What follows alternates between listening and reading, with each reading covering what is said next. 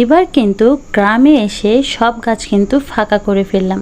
চলুন দেখা যাক আমাদের বাসায় কি কি ফলের গাছ, কি কি পশু পাখি আছে। চলুন একটু ঘুরে দেখাই। তো আসসালামু আলাইকুম, কেমন আছেন সবাই? এই তো আমাদের লিচু গাছে কিন্তু জালি দেওয়া আছে। তো লিচু গাছ থেকে কিন্তু আমরা লিচু অলরেডি পারছি। তো এই তো আমাদের গাছের লিচু। তো আপনাদের কেমন লাগছে এই লিচুগুলো দেখতে? একটু অনেকটা কিন্তু বড় বড় এবং অনেক লাল টকটকে। আপনারা দেখেই বুঝতে পারছেন এটা কতটা লোভনীয়।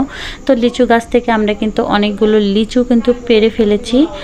আর এই হলো আমাদের গাছের লিচু।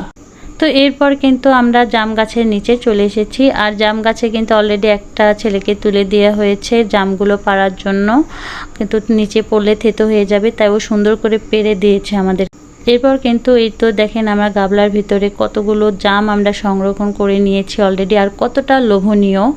তো এরপর কিন্তু